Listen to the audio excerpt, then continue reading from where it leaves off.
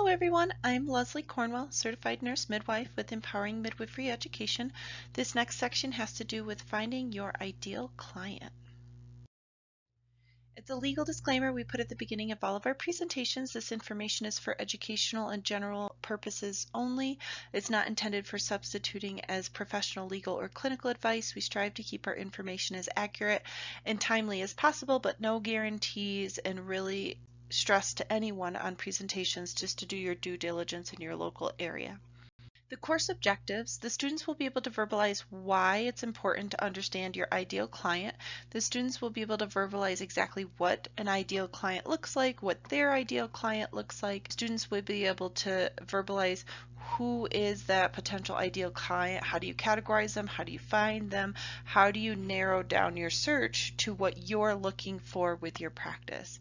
The students will be able to understand the ideal client's needs so that they can actually market and target and find them and help to narrow down the search of finding those perfect clients to take care of. So this topic is really important because I want to stress too many midwives, too many practitioners, too many business owners in general just are like, I want to put a bunch of marketing campaigns out there and any customer is better than no customer. And I beg to disagree, especially with midwifery. We serve small, private, personalized care. We don't have thousands and thousands of people that we're serving. We're taking 4 to 6 births a month on average if we're just doing strictly obstetrical care. So we can be picky and choosy on the type of clients we're serving. We're plenty busy. There's typically a waiting list. It doesn't matter if you're just getting started or well established. I do a lot of consulting services talking to midwives about not just creating marketing campaigns to get people that are 18 to 35 looking for a home birth, fitting certain criteria that's more likely to choose a home birth. It's narrowing it down. What type of clients come through the door you start taking care of make your heart sing? What do you like to take care of 18-year-olds? Do you like to take care of 35-year-olds? Do you like to go do home visits for the Amish? Do you like to do a religious homeschool group? Do you like to do an underserved population? Do you like a certain area, the city, the country? Do you want to do birth center? Do you want to do home? Do you want to do a large radius, or do you want to narrow it down? So there's a lot of things we do discussions on to narrow down. The more detailed you can make in your mind's ideal client you want to serve, the easier it is to figure out and reverse engineer a marketing campaign to find those clients and draw them your direction. So what's the definition of an ideal client? It's someone that I already hinted at. Somebody, when they walk through the door, you're so excited that they got pregnant again. You're so excited every single prenatal visit when you see them on your schedule. Their births are amazing, their postpartum care, their family, their lifestyle, the home visits. You feel so deeply connected with certain clients, and that's okay. And think about, what do you like about them? Is it certain topics you talk about? Is it philosophy of how they look at life? Is it for stay-at-home moms? They're busy business women. They have 2 kids. They have 10 kids. They really have high values similar to what you do and what you like to talk about. So I always stress you want to surround yourself by great people that you're hiring just as much as you want to surround yourself by great customers. There are lots and lots of people out there to serve. I think sometimes when a new practice gets started, or that fear of being able to make the numbers work and I have to take every client possible, sometimes it has a ripple effect where it causes more burnout, more trauma, more risk for the practice than you realize. So I always stress we want to market to your ideal client. We want to hone in a perfect world. If this was on your delivery list all day long, who would that be? What would it look like? And there's 2 different ways to think about how you're going to find your ideal client. You can think of the demographics, you can think of a service area, location, a gender, a family structure, an age range, an income status, certain occupations. I noticed I connected better with the nurses, the healthcare providers, the medical assistants, the physicians, the people that were a little more balanced with thought process about a hospital birth. Now, not saying it's right or wrong, but based on my philosophy of how I take care of birth, how I screen, how I offer services, I could relate a little bit more to people that had a background in the medical community. And so maybe that's something, or maybe it's the complete opposite. You're a direct entry midwife and you really like the naturopaths, the chiropractors, the people that chose a different philosophy of medicine approach, and they're the ones that are very ideal to you. The other ones are to think about your audience and how you would present content to them, the tone, the demeanor, the wording you would use. If you're wanting more young, rebellious, feisty people, you're going to use very different wording than the Amish, the Mennonites in a newspaper article, and the conservative wording, and being respectful of cultural beliefs and wishes and thinking around the birth process, the family unit, the habits, the characteristics. What are things you love about certain clients? What are things you don't love about certain clients? And how do you narrow down your marketing campaign? Not saying it's going to be 100%, but instead of just a gem that you're getting once in a while, I would love the gems to be 70 to 80% of the clients that come through the door. So how do you choose? I think this is the hard part. When the midwives get the phone call, they're just so excited, hoping that every single person becomes their client. They just want to fill their delivery fit list fast so they can sleep better and have peace of mind. And I challenge you, I challenge midwives to think, I am going to get lots of clients. It does not matter if I fill in 1 week or I fill in 3 weeks or 3 months. I am going to get my volume. I am going to get the services fulfilled that I need to pay my bills, to run my practice. Approach things differently when you're talking to clients. They're not just interviewing you, you're also interviewing them. So make a list of questions. Make a list of questions for the receptionist. Make a list of questions that you're going to ask during a consult. It's just as much for them to determine if you're the right fit of a midwife for them as it is the mindset that, is this client the best fit for your practice? And I think sometimes it's hard because if they've had trauma and they have no money and they have a pity story for you, you feel almost like, I feel bad for them. I've got to take them. But always think, is this the best thing for my practice, for my mental health, for who I'm looking to serve? Because if you're burnout and exhausted, or you have a lawsuit that drags on for a year because of one client, you're not able to serve your community, your family. I really want people to stress, more importantly, screening their clients just as much as they are screening you to see if you guys are a good fit to work together. Birth is a very intimate process. We are in their homes, they're coming to the birth centers, they have transports. It's a lifelong experience that they will remember forever. And we want to make sure that we are the best midwife for their needs, for their goals, and that we are getting the best clients for our practice and our goals as well.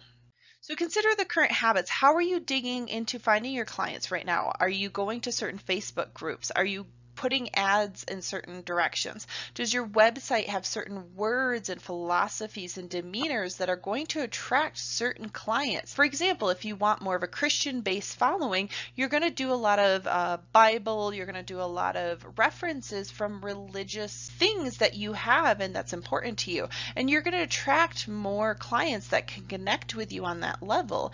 If you are someone that's not so much religious and you love water births, you love clients that are off the grid, they're homesteaders, they homeschool, they see a chiropractor, they're not part of the mainstream medical system, you're going to show that vibe, you're going to show the color scheme, the branding, the conversations, the discussions you're having on your website to help direct and attract to your practice the clients that can relate to your philosophy. So don't be shy. It is very different if you're running a team practice. You can still find your ideal clients, but if you're a solo midwife practice, be super picky who you're going to take, what you're going to serve, because it is your time. You're going to spend a lot of time with this family. And if you're already feeling tension and your gut is telling you, you know, this person's already going to drive me nuts. They're very high maintenance. They're needy. They needed 2 consults. They spent 2 hours with me when I told them the consult was an hour. You're going to get that same repetition of respect to you throughout the entire prenatal care. So we have to be very careful. We aren't here to serve everyone. We are not here to just take every client that wants us as a midwife. We have to set our own bar higher and really filter well. How do we find the people we are looking for? You could put things out on the internet. You can put things at certain practices. Maybe you have a primary care physician you absolutely love. You love the model of care. You want that physician's clients, that chiropractor's clients, to become your clients. So you're going to ask to put up flyers. You're going to ask to do some cross-marketing campaigns. So if you notice there's a certain environment, there's a mom meetup group that you absolutely love, all the ladies at these support groups, these community events, figure out a marketing campaign to attract those ladies, those families into your practice. So we don't want to just look at marketing campaigns to everybody, to the masses. As soon as they're 1835, they're pregnant, they got that pee stick that's positive. We want to narrow down our search. Who do you want to serve and how do you want them to find you?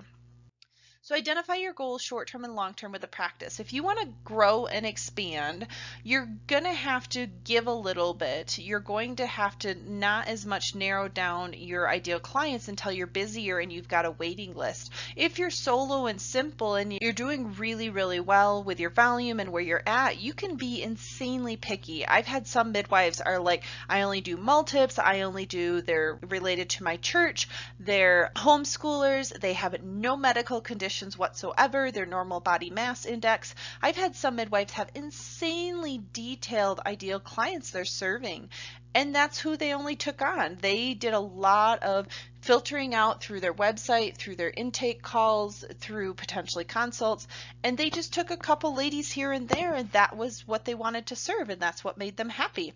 Maybe you had some trauma in the past, maybe you're going through a lawsuit and you feel like you have to be insanely, because of your anxiety, because of who you are at this moment, you may change from the ideal client you want now compared to what you're going to have 5 years from now. So always understand this is an ever-evolving process, and maybe you're a brand new midwife and you're like, I don't know what my ideal client is. I don't know who I want to serve. And so I always go back to the basics. When you go to your friends and you hang out with people and you're attracted to go have a barbecue at someone's house and you want to call someone up, what are things with your friends that you really like about them? What are things that attract you to them, to hang out with them, to interact, to have conversations? Think about that with your ideal client so that you can surround your personal life and your professional life with those similar personalities and values. So you want to identify, when you find your ideal client, you want to increase the success that they're going to become your client. Maybe at a consult, you're like, I would love this lady to be my patient. I would love to take care of their family. It's a two-way street. We have to make sure that they like us and that we're not just trying to narrow down, are they a good fit for me to take care of? It's a negotiation. It's a sales. Consulting, whether it's on the phone or in person, is an art. We have to bridge the gap of figuring out their pain points, figuring out their challenges, figuring out their style of learning. What hits them? Are they about lifestyle? Are they about money and the cost? Are they about the feelings that the birth experience with a midwife, with your practice is going to be? You have a style of how you're going to brand and direct people to your practice based on their thought process. So I'm going to give you an example. I've gotten really good, and most midwives get really good at this. We let the client and her partner, whoever comes to the consult, take the lead first, and we're taking lots of notes on paper in our minds of things they're saying and how they're saying it. So an example would be, most women, everybody wants safety. That's a given. That's an automatic thing. So you don't want to make any assumptions. You want to state the obvious. You want to state the safety things that you have with all your clients. But some of them really want to know about how you make them feel during birth. What is the style like? How much autonomy do you give them? What empowerment level and advocacy of support are you going to give during pregnancy, birth, and postpartum period? The husbands and partners tend to want to know about the finances, the statistics, especially when there's engineers and there's more analytical thinking people in the conversations. They want to know the numbers, the data, especially if your practice has been around a while. You can show them the amazing policies, protocols, standards, statistics of your practice and the outcomes that you're doing. Testimonials, they like more objective data versus the touchy-feely emotions. So you have to get a sense of the room, how you're going to approach the pain points, the fears, the myths, the anxieties, the things that are going to drive people towards you. So one of the ultimate things is their buying decision. Like if they're cash, are they insurance, are they on Medicaid and low income? You want to be able to negotiate. If you really like this lady as an ideal client, you want to talk about the services and the payment plan options and the ways to make things a little more flexible so that they can make the final decision that's best for them. If you've hit your max level and you know that you don't want any extra clients, you may not have as much wiggle room in what you're going to offer offer. And if they want to take it, they want to take it. But if you know they're an ideal client, you may be a little more negotiable of things that you can barter, things that you can trade off to help make it a more ideal option for them to be a client of your practice. So I want you to just go to the basics. I want you to ask yourself, I want you to make a list. Nothing is obvious. The way that they talk, the way they call you, are they sweet? Are they polite? Is it their first baby? Is it their third baby? They've breastfed all their babies. They travel the world. They're part of the military family. I mean, the list can go on and on of very specific types of lifestyles, goals, values, where people are in life and who they are, of what you're looking for. So you need to get excited. You want to be excited when you come through the door, you're working, you're doing a home visit, you're getting called for their birth. You want to build a lifelong relationship because many of these ladies are going to have many, many babies with you. And if you take on one lady that wasn't really meant to be your ideal client and she liked you, guess what? She's going to send her friends to you and you're going to get a ripple effect because guess what? Her friends have similar demeanor, mindset, philosophy, personality to her, or otherwise they wouldn't hang out. So I really want to stress in the beginning, it's most important to start from day one of narrowing down your ideal clients because you're going to get a ripple effect of referrals from their friends, from their warm market. And if you're narrowing down enough in the beginning and you're just taking whoever, you're going to get some ladies that are sent as referrals. You're going to get repeat clients. You're going to get more challenges than what you want because they're going to send those not so ideal clients your way. So what are things you need to do? There's many different ways to get yourself out there. You can do referrals, you can do business cards, you can do flyers, you can do many different marketing campaigns depending on who you want to serve. So you got to think about that. If you want to serve your church, your religious organization, you're going to talk to the bishop, the minister, the pastor to be able to put promotional material up, to make an announcement during a service. You want to think about creatively what is the cost-effective way to narrow down your ideal clients. You don't want to put a ton of money out there and you're filtering through 1,000 calls and you're so busy you can't respond fast enough to the lady that is your ideal client. So you want to make sure your website, you're putting great stuff on certain Facebook groups that are attracting ladies specifically to your philosophy, your thought process, making very clear your branding campaign so that you're attracting the clients that are looking for that type of branding campaign. So we want to talk about their pain points, their solutions. That's more understanding their clients' needs. You've attracted them to, you've brought them this way. Now it's your job to seal the deal and show them and negotiate and provide the value that they're looking to find. I always stress to people, think of the platinum rule, not the golden rule, but the platinum rule.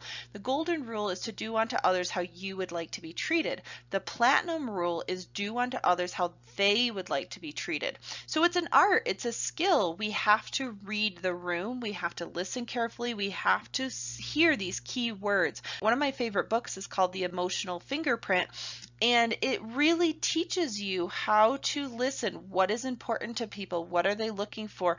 What are those things that you're trying to validate to help make those ideal clients your clients? So this is just a summary. I talk a lot with consulting clients and marketing campaigns. It's really, really important to learn your ideal client, to learn their style, their beliefs, where they hang out, where they find things, where they go to shop, wherever you can find them to attract them and make them aware of your practice. Rather than just guessing and throwing a bunch of stuff out there, I want you to do some due diligence. Talk to your friends, talk to some past clients you really love, and ask them, where do they hang out? Do they go to parks? Do they go to certain zoos? Do they have mom groups? Do they work at certain places? Oh my goodness. I can tell you stories that I got into this amazing hospice practice. There was like 8 nurses that came and seen me and did a home birth, and they were amazing and sweet. It was a Christian-based hospice service, and I was like, are there any more pregnant ladies in your practice, in your office, in your business? Because I absolutely loved serving them. And so don't be surprised, like you may get one client you absolutely love and ask extra hard for referrals and recommendations from them. Hey, do you got any ladies that are pregnant or anybody I can help to get some information? Can I give you some extra business cards, flyers you can put at work? You can put get-togethers, you go to the gym. Like you're going to find your like-minded clients hang out with like-minded clients you want to take care of. They do. So I really stress to people, get creative. There is no wrong way to market. It's more of marketing to your right clientele and finding the people you want to bring your way. You don't want to bring everybody your way. You want to bring the specific people, the young women, the older women, the family units, you've got a federally qualified health center, you're a nonprofit, you've got grants, you've got low income funding support. Who are your ideal clients and how do you find them? So you want to inquire once you get them to call, once you get them to come in and interview and consult you, and they decide if they want to purchase, they decide if they want your services. Some people will make decisions quickly. If you're really good at marketing, done a great job that they really feel like they know you before they come in, and you've gotten the support team, you've gotten the deal and all the final things figured out at the consult, it's going to make it a lot easier to get more and more of your ideal clients to be part of your practice.